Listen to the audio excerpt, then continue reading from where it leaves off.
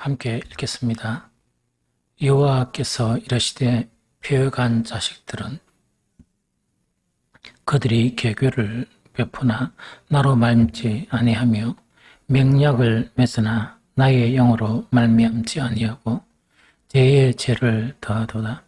그들이 바로의 세력 안에서 스스로 강하려 하며 애굽의 그늘에 피하려 하여 애굽으로 내려갔으되 나의 입에 묻지 아니하였도다. 그러므로 바로의 세력이 너희의 수치가 되며 애굽이 그늘에 피함이 너희의 수욕이 될 것이라. 그 고관들이 서안에 있고 그 사신들이 하네스에 이르렀으나 그들이 다 자기를 위하여 못하는 민족으로 말미암아 수치를 당하리니 그 민족이 돕지도 못하며 유익하게도 못하고 수치가 되게 하며 수욕이 되게 할 뿐임이니라. 내게 짐승들에 관한 경고라. 사신들이 그들의 재물을 어린 나귀에 싣고 그들의 보물을 낙타 안장에 얹어 암사자와 수사자와 독사와 및 날아다니는 불뱀이 나오는 위험하고 공고한 땅을 지나 자기에게 무익한 민족에게로 갔으나 애굽의 도움은 헛되고 무익하니라. 그러므로 내가 애굽을 가만히 앉은 라합이라 일컬었느니라. 이제 가서 백성 앞에서 서판에 기록하며 책에 써서 후세에 영원히 있게 하라. 대저 이는 패역한 백성이요 거짓말하는 자식들이요 여호와의 법을 듣기 싫어하는 자식들이라. 그들이 선견자들에게 이르되 선견하지 말라.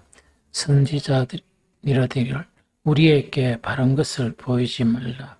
우리에게 부드러운 말을 하라. 거짓된 것을 보이라. 너희는 바른 길을 걸으며 첩경에서 돌이키라. 이스라엘의 거룩하신 이를 우리 앞에서 떠나시게 하라 하는도다. 이러므로 이스라엘의 거룩하신 이가 이같이 말씀하시되 너희가 이 말을 의심여기고 압박과 허망을 믿어 그것을 의지하니 이 제약이 너희에게 마치 무너지려고 터진 담이 불쑥 나와 순식간에 무너진 같게 되리라 하셨은즉 그가 이 나라를 무너뜨리시되 토기장이가 그릇을 깨뜨린 같이 아낌없이 부수리니 그 조각 중에서 아궁이에서 물운에서 물을 뜰 것도 얻지 못하게 하리라. 아멘.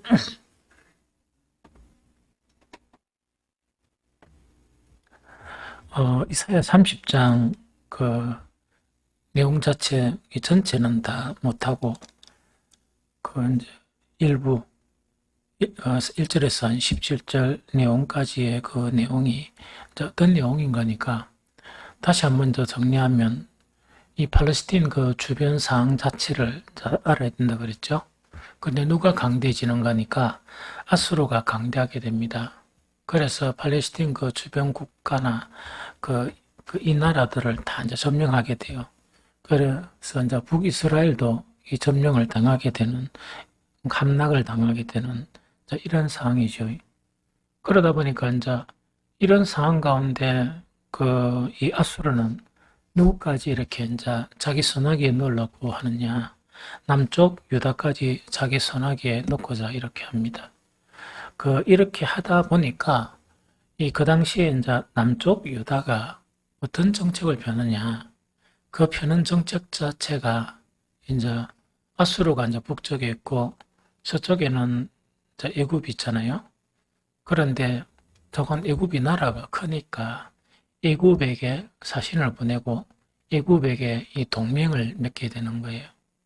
그래서 이 애굽에 사신을 보내고 동맹을 맺게 되는 그 자체를 이사야 선지자를 통해서 하나님께서는 크게 노하시는 그 내용이에요. 그래서 이제 하나님께서 이제 뭘 책망하시는가? 제일 첫 번째 하나님께서 책망하시는 그 자체가 뭐냐니까 30장 1절에 아주 이제 중요한 내용들이 많이 들어 있어요. 3장 1절에 아까 읽은 거.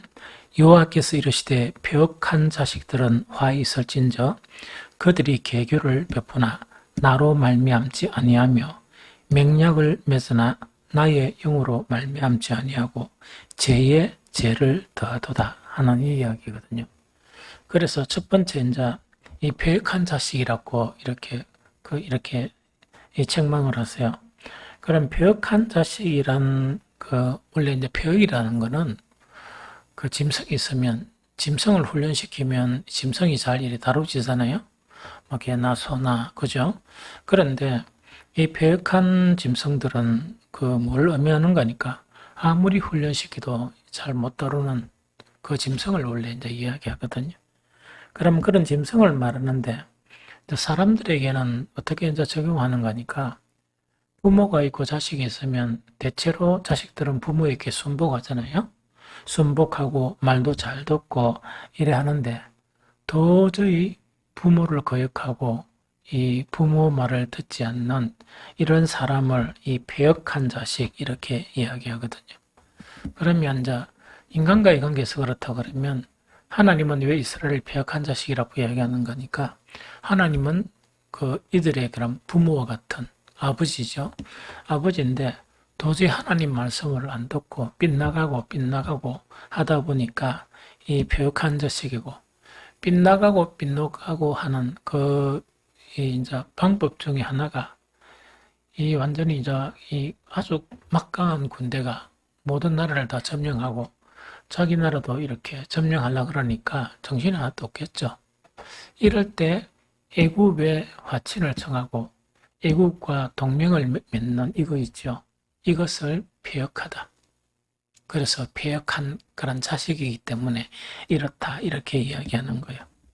그래서 여호와께서 이르시되 폐역한 자식들은 화 있을진저 그들이 계교를 부리나 이 이제 계교를 부리나 나로 말미암지 않고 하는데 이때 이제 계교 자체가 원어는 우리가 이제 번역은 계교 이렇게 번역이 되어 있지만 원래는 뭐냐니까 계획 그렇게 어떤 문제가 생기니까 그들은 막 서로 의논하고 이래가 계획을 세우는 그거를 이야기해요. 그럼 풀어서 설명하면 주변 정세 자체가 그렇게 힘드니까 이 주변 정세에 대해서 살아남으려고 뭐를 한다고요? 이제 계획을 세우는 이거를 이야기합니다. 그래서 계획은 세우기는 세우지만 이 누구로 말미암지 않는 계획이라 하나님을 말미암지 않는 계획이다. 그거 지금 지적하는 거예요.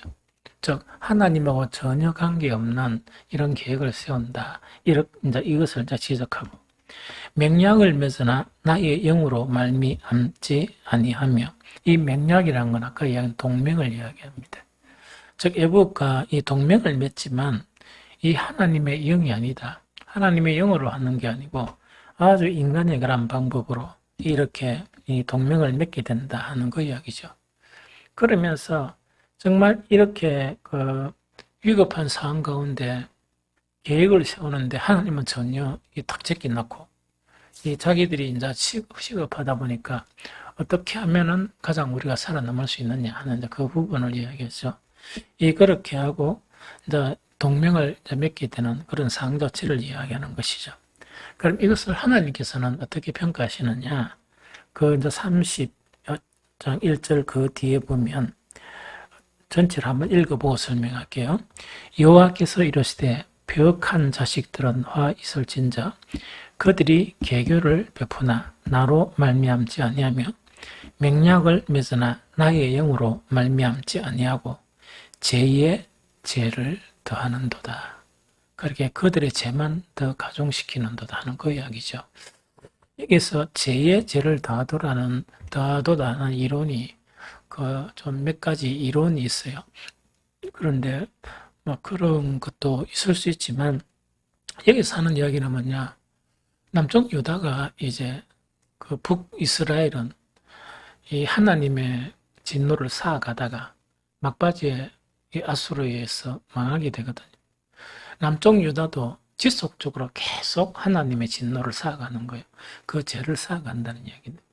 이 쌓아가는데 이렇게 너희가 아무리 위급한 상황이라도 하나님과 전혀 관계없는 그런 계획을 세우거나 혹은 하나님의 영과 관계없는 이런 맹약을 맺은 이것은 뭐냐? 이때까지 지은 죄가 있겠죠?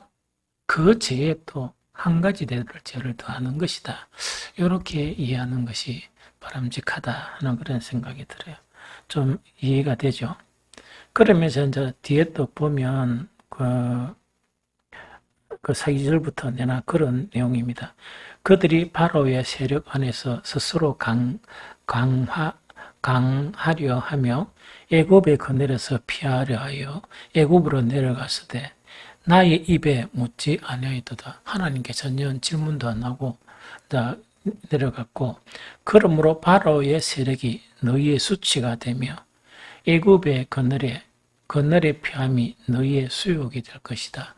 이거는 이제 뭐냐니까 생각하고 해가지고 애굽 같으면 우리가 저항하는 저항 세력이 있고 그 다음에 애굽의 힘 같으면 그 이제 서로 이제 동맹을 맺으면 이 아수르를 견제할 수 있을 것이다.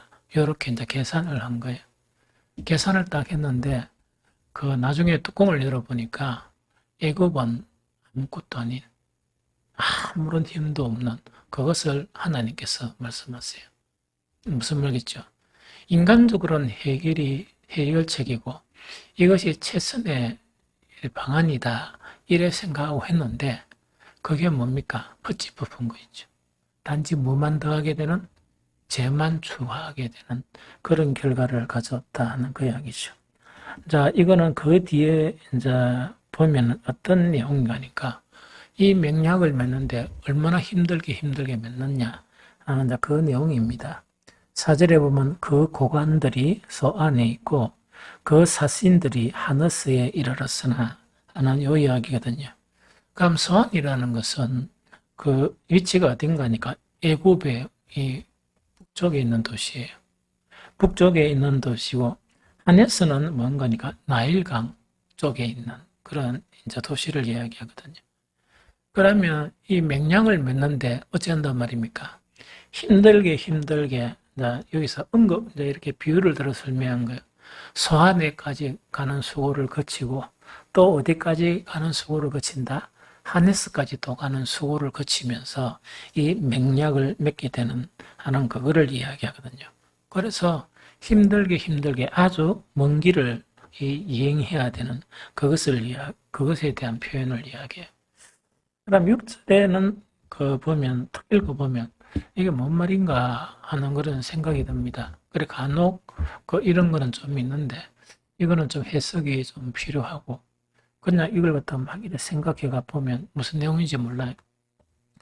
6절에 보면 네겝 짐승들에 관한 경고라.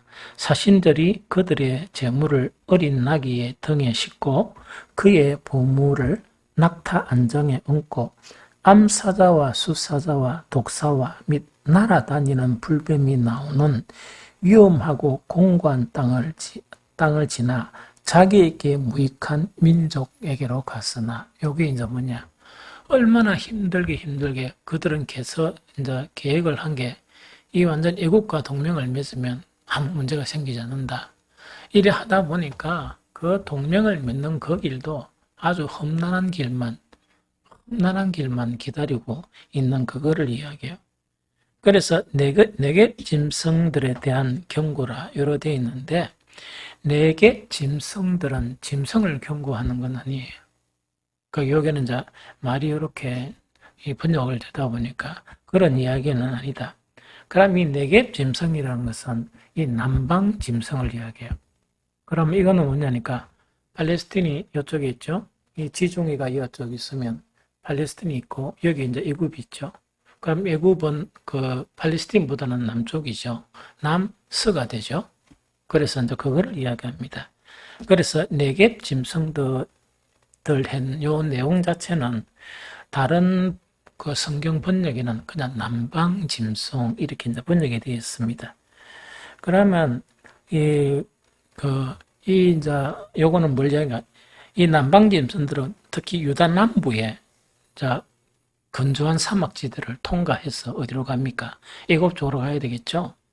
그러면 유다 남부의 건조한 강야지들을 통과해서 애굽을 향해서 예물을 싣고 가는 이 낙이나 낙대들 이걸 갖다가 뭐라고 불렀느냐? 네겝 짐승들 이렇게 불렀어요. 그래서 이거를 다른 번역에는 뭐라고 불렀다고요? 남방 짐승들 이렇게 불렀거든요.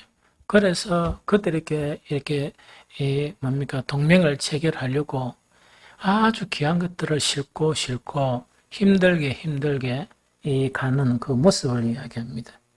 그러나 이래 하더라도 우겼다고요? 결과 자체는 자기들에게 아무 유익을 못 미친다. 이 애굽은 자기 스스로도 지키기 힘든 그런 상황인데 남쪽 유다를 어떻게 도와주겠습니까? 그러니까 완전 헛고생만 시켜난다 하는 그거를 이야기합니다. 그래서 이제 요게 이제 요거 그다음 7절에 딱 보니까 한 가지 더 좀 이상한 그런 용어가 있어요. 그 7절에 보니까 애굽의 도움은 못되고 헛되고 무익하니라. 그러므로 내가 애굽을 가만히 앉은 뭐라? 라합이라 일컬었느니라. 이게 뭔 말인가 잘 모르겠죠? 라합 하니까 여러분들 생각나는 인물이 있죠? 그걸 이야기하는 게 아니고 이게 애굽의 도움은 헛되고 무익하니라. 그러므로 내가 애굽을 가만히 앉은 이 라합이다 하는 요게 이제 뭔가니까 여기서 가만히 앉아 있는 라합이라는 거죠. 가만히 앉아 있는 라합 자체는 이게 이제 두 가지 의미를 가지고 있어요. 두 가지 의미를 가지고 있는데 한 가지는 뭐냐? 라합이란 단어의 의미 있죠.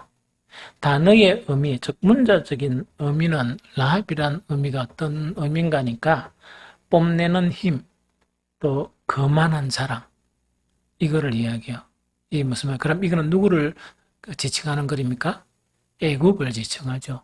이렇게 별로 뭐 힘도 없으면서 뭡니까? 이 자기 힘을 막 있는 것처럼 뽐내고 거만하게 자랑하고 이러니까 남쪽 유다가 위기를 딱 닥치니까 대반이 뭐부터 생각됩니까? 귀한 거 다 실어라. 어디로 가자? 애굽에 가자. 이렇게 된 거라. 이게 무슨 말이겠죠? 그래서 이때 라합의 문자적인 의미는 무엇을 이야기하느냐? 이제 애굽을 가리켜요. 애굽을 가리키는 그런 의미다. 이런 생각하면 되고. 그 다음에 두 번째 또 라합은 뭐냐니까 이 두 번째 의미는 바다 괴물을 가르쳐요. 이 바다 괴물을 가르치는데 우리가 생각하는 거하고 좀 다른 이런 형태예요. 하마가 엄청 크죠. 하마가 엄청 크고 악어는 우리는 옆에만 지나가면 뭡니까? 완전 도망치기 바쁘고 이렇죠. 그런데 여기에서 뭐라고 표현인 거니까 애굽 자체는 어떤 것인가? 가만히 앉아있는 라합이다 하는 이거는 뭐냐니까 악어나 이 하마가 먹을 거 먹고 날도 덥고 이러면 왜하고 있습니까? 귀찮아가 몸도 안 움직이고 누가 지나가도 이렇게 이 물에 이래가지고 가만히 이렇게 앉아 있는 거예요. 이래도 관계없고 저래도 관계없고 그러면 그 앞에서 아무리 우리하고 화친을 맺자 우리를 도와달라 이래도 꿈쩍이나 하겠습니까? 안 하겠습니까? 안 하는 그런 상태를 이야기해요. 그래서 우리가 TV 막 보고 난 다음에 아주 공격적이고 아주 이제 그런 악어 또 그런 뭡니까 이 하마 그걸 계속 보면은 이런 표현은 없지만 실질적으로 먹이 잔뜩 먹고 이러는데 여러분들 막 전심을 너무 많이 먹는데 저녁도 안 되는데 또 무라고 상을 차려주면 기분이 되게 좋습니까? 꿈쩍하기도 싫습니까? 그와 비슷해. 그것을 지금 이제 표현을 하는 거예요. 그래서 덩치가 너무 크고 하마 같은 경우는 움직이기도 싫은데 우리를 위해서 좀 움직여달라. 이렇게 이야기해도 가만히 있지. 그걸 갖다가 움직이겠느냐 이야기거든요. 애국을 그렇게 표현한 거예요. 그래서 이때 이제 애굽의 도움은 헛되고 무익하니라. 그러므로 내가 애굽을 가만히 앉은 무엇이라 일컫는다? 라합이라 일컬었느니라 하는 라합이라는 그 문자적 의미는 의미가 있고, 그 다음 실제 의미는 그 라합은 이 바다 괴물, 즉 움직이지 않은 덩치 큰 있죠. 시커멓고 아무리 옆에서 이야기해도 꼼짝도 안 하는 거 있죠. 자, 그거를 이제 이야기한다는 얘기죠. 그래서 애굽의 도움을 구하지만 뭐 한다고요? 아무런 도움도 얻지 못하는 것을 하나님께 쓰는 비유로 그렇고 말씀하시느냐? 이 움직이지 아니하는 누구라고? 라합이다. 그걸 이야기하는 겁니다. 이해하셨죠? 그 다음에 이제 큰 두 번째는 뭐냐니까 후세의 교훈으로 남기는 교훈이에요.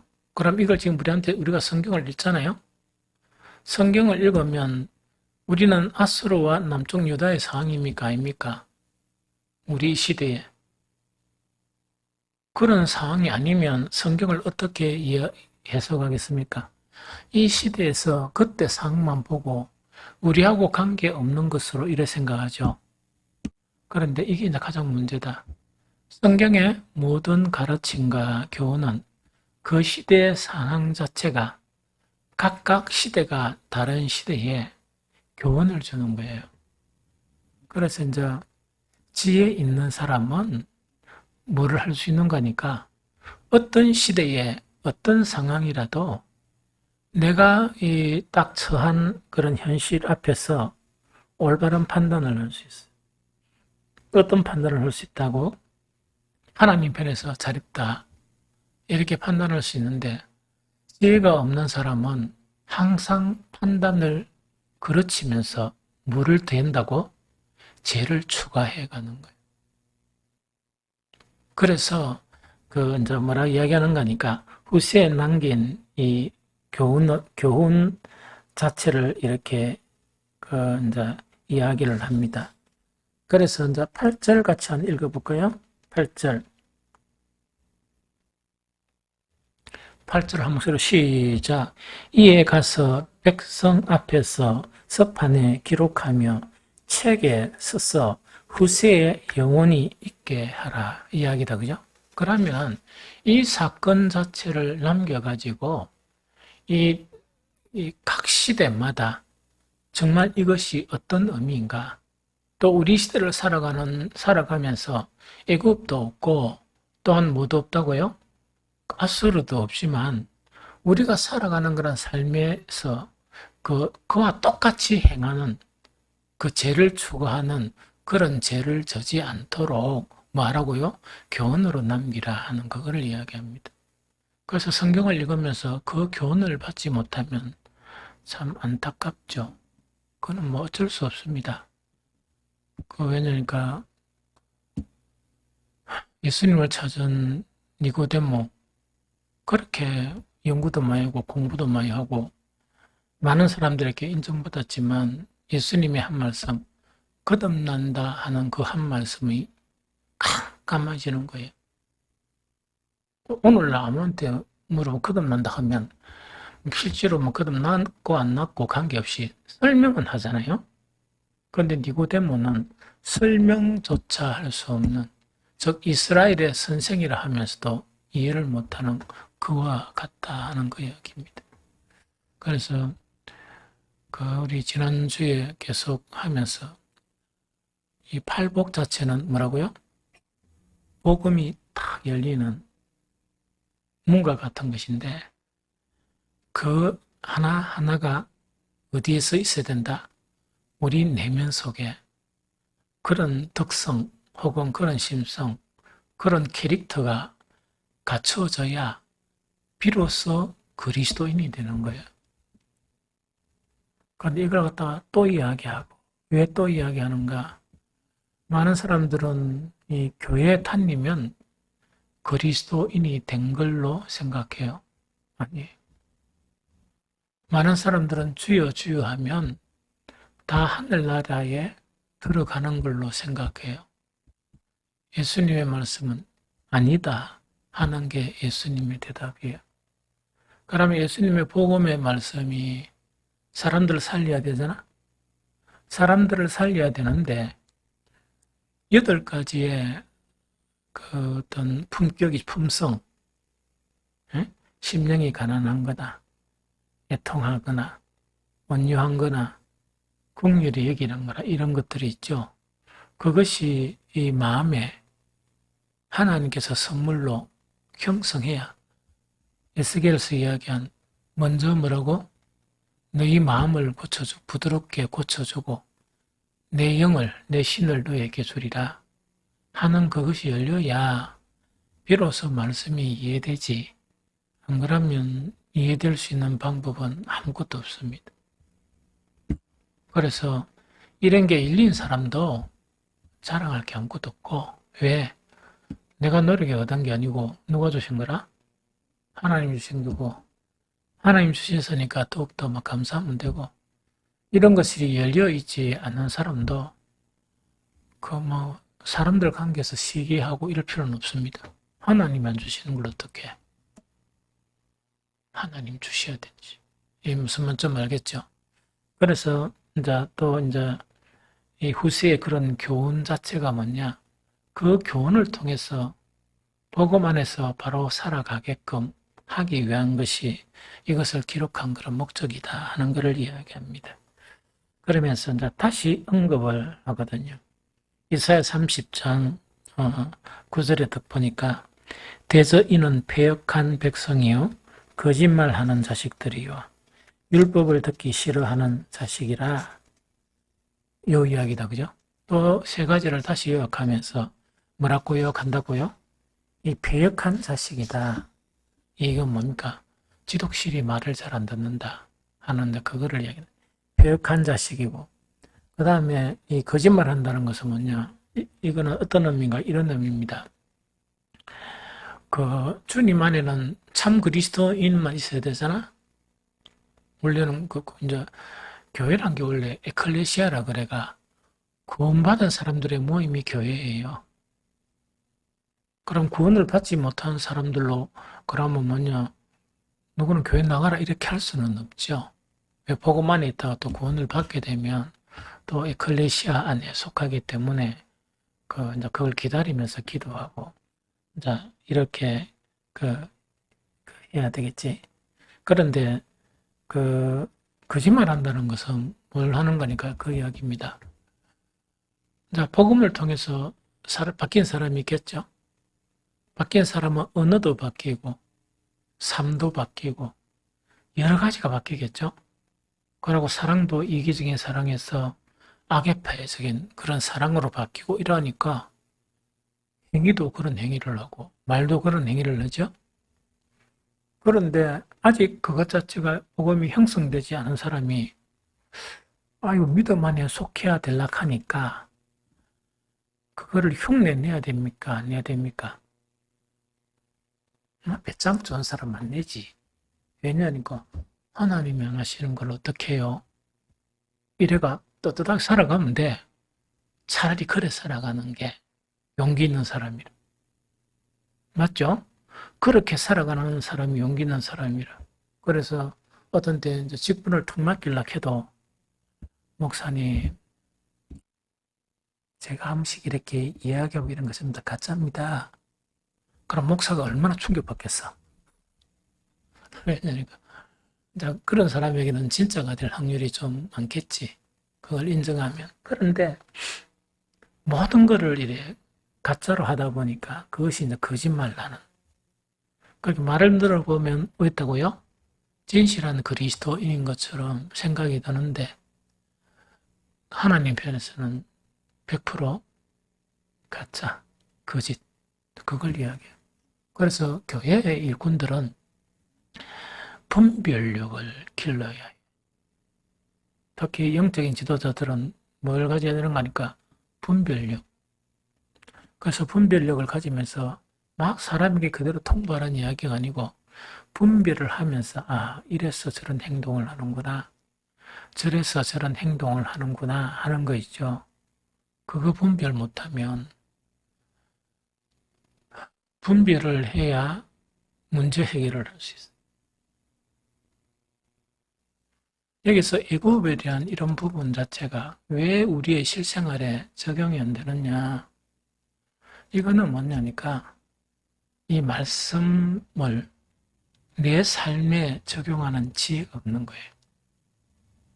그 품성이 안 돼 있는 거예요. 그 품성이 되어 있으면 또 우리 양심과 이렇게 결합을 해가 어떤 행동을 딱 하려고 하면 이러면 안 된다. 그 다음 그게 더 강해지면 나는 죽어도 그런 결정을 못한다. 이렇게 진리를 지키는 그런 신앙이 돼요. 예, 무슨 말 알겠죠? 그래서 대저 입에 입획한 백성이요. 거짓말하는 자식이 왜 영성이 안 되다 보니까 좀 더 가짜라는 이야기. 그 다음에 세 번째 가장 중요한 게 뭐냐? 늘 말씀은 듣고 가까이 하는데 뭐라고 평가받느냐? 여호와의 법을 듣기 싫어하는 자식들이라 하는 그 이야기거든. 그렇게 유대인들한테 이런 이야기하면 깜짝 놀라지.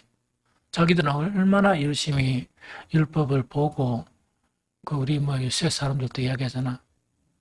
나 올해는 17도 했어요. 그런데 아이고 코로나가 되다 보니까 17도밖에 못했네. 저번에 30도 했습니다. 안 물었거든. 그런데 하는 행실을 딱 보면 차라리 안 하고 좀 인격 수양을 좀 하든지 싶을 정도로 인간이 좀 덜 된 인간들이 많아요. 말씀만 가까이 해도 이 하나님의 말씀을 진짜 듣기 싫어하는 거예요. 이 나쁜 습성 자체가 계속 역사적으로 다른 상황 가운데 반복되는데 참 하나님의 사람은 실수를 저지르지 않고 무순간한 신앙 자체는 계속 이런 실수를 반복해 나가는 것이 교훈이다. 그래서 어떤 상황을 보면서 목사라는 신분이 어떤 신분이에요? 성도들을 가르쳐야 되는 그런 신분이잖아. 아주 민감한 생명의 말씀을 가지고 가르치는 신분이잖아. 그 속에서도 오해가 있고 분노가 일어나고 있을 수 있다 하는 걸 내가 이야기하는 거. 좀 이해가 되겠죠? 그 다음에 또 한 가지가 뭐냐? 10절, 11절을 읽어보면 왜 되어 있습니까? 10절, 11절. 그들이 선견자들에게 이르기를 선견하지 말라. 선지자들에게 이르기를 우리에게 바른 것을 보이지 말라. 우리에게 부드러운 말을 하라. 거짓된 것을 보이라. 너희는 바른 길을 걸으며 첩경에서 돌이키라. 이스라엘의 거룩하신 이를 우리 앞에서 떠나시게 하라 하는도다. 되게 무섭죠? 이런 일을 해요. 자, 이거는 뭔가니까 선견자에 대해서 참 예언하지 말라는 이야기를 하지 말고 선지자에 대해서 뭔가니까 이것이 올바른 선택이다. 그런 말 하지 말라. 그런 말 하지 말고 단지 자기들이 애국과 맹약을 하죠. 애국과 해가 그런 계획을 세웠죠. 그러고 그 머리 좀 작아 이렇게 우리가 행할 것이다 세웠죠. 선지자가 그러면 안 됩니다 하겠어 안 하겠어요? 하겠죠. 안 된단 말은 하지 마라. 그러고 그러다 보니까 선지자가 억수로 이 뭡니까 일정적이고 이 독사의 자식들아 뭐 이런 식으로 하는 경우도 있거든요. 그런 말 하지 말고 부드러운 말만 이야기해 주라 하는 거 이야기. 그러고 부드러운 말만 이야기해 주고 그 다음에 뭔가니까 너희는 바른 길을 버리고 첩경에서 돌이키라. 그렇게 이런 하나님이 하시는 말씀 자체가 첩경이고 이런데 바른 길인데 이 현실하고 관계없으니까 그런 말 하지 마라. 하지 말고 뭐란 말입니까? 자기들이 제사 드리는 그 하나님을 조금 이리 떠나게 해달라. 무슨 말 알겠죠? 그런데 이 세 가지가 오늘날 교회도 있습니다. 오늘날 교회도. 그러면 몇 년 전에 대한민국 교회에 큰 교회로부터 그 설교학의 한 부분이 등장한 것이 이 감성을 자극해야 된다, 설교. 그러니까 그 내한테도 뭐 누가 찾아와가지고 목사님 감성을 이렇게 자극해야 되는데 지금 그런 분이 몇 명 해가 그 이렇게 이야기를 하더라고요. 그래서 그 감성을 자극하는 게 뭐냐 이라니까 그 성도들이 모이면 달콤한 말, 응? 이런 거를 해가 감성을 이렇게 자극시키면서 기분도 좀 좋게 업되게 하고, 그 다음에 일 안 하는 사람을 칭찬하면 모두 춤춘다 그래. 그러니까 칭찬하는 말만 계속하고 이런 거 있다면 좀 많이 하고, 그리고 절대로 가정에 어떤 문제가 있으면 모른 척하고 이런 거 있죠. 목사가 전해야 될 말씀은 생명의 말씀이라 하나님의 말씀을 전해야 합니다. 그런데 우리가 다 선사 수준의 거룩한 사람이면 성경에 저라는 말이 별로 없어. 우리는 재성 자체가 우리 속에, 탐욕 자체가 우리 속에 가득하다 보니까 이걸 떼내기 위해서는 떼내라 해야 되지. 그 탐욕 가지고 있고, 그래도 막 교회 와주니까 너무나 감사하고, 이렇게 그렇게 이제 하기를 원하는 교우가 많다는 이야기거든. 그런데 이게 각 시대마다 반복되고 반복되게 해요. 여러분들 분명히 알아야 될 것은 뭐냐? 주님의 종은 어떤 일을 해야 되느냐? 주님의 말씀을 그대로 가르쳐야 됩니다. 그것도 폭넓게 그렇게 가르쳐야 됩니다. 그래서 우리 현실 자체가 다 온전한 예수님의 위치가 아니기 때문에 처음 다 때로는 책망이나 고쳐야 될 것이나 이거로 들립니다. 어쩔 수 없습니다. 그래서 심령이 가난하고 애통하고 한 사람에게는 그것이 달게 들려. 뭔가 너무 힘든데 정말 꼭꼭 집어주니까 너무 감사하다고 그래 들리는. 마음이 오히려 교만하고 한 사람은 뭡니까? 왜 목사님의 설교는 우리를 괴롭게 하느냐? 이렇게 될 수가 있단 말이지. 뭐하게 하는 겁니까? 살리려 하는 것이지.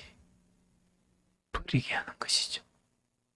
그래서 어떤 간에 최대한도 해가지고 버릴 수 있으면 너무 감사하고, 그러니까 살릴 수 있으면 또 너무 감사하고 하는 그 부분이지, 그걸 갖다가 이렇게 말을 아름답게 이렇게 만들어가지고 변질시키고 그렇게는 하면 안 된다 하는 것이 지금 요 이야기입니다. 무슨 말겠죠? 그래서 이제 그 결과 자체는 그냥 12절, 14절에 보면 이건 딱 세 번역만 읽어주고 마칠게요. 그러므로 이스라엘의 거룩하신 분께서 이렇게 말씀하신다. 너희가 이 말을 의심여기고 억압과 사악한 일을 옳은 일로 여겼어. 그것에 의지하였으니 이 죄로 너희가 붕괴될 성벽처럼 될 것이다. 높은 성벽에 금이 가고 배가 불룩 튀어나왔으니 순식간에 갑자기 무너져 내릴 것이다. 토기장의 항아리가 깨져서 산산조각 나다시 너희가 그렇게 무너져 내릴 것이다. 아궁이에서 불을 담아 낼 조각 하나 남지 않듯이 웅덩이에서 물을 퍼낼 조각 하나 남지 않듯이 너희가 사라질 것이다. 이거는 뭡니까? 그런 죄를 계속 쌓아가면서 결국은 뭐냐? 아주 처절한 하나님의 응징을 받게 된다 하는 것이 이제 마지막 결론입니다.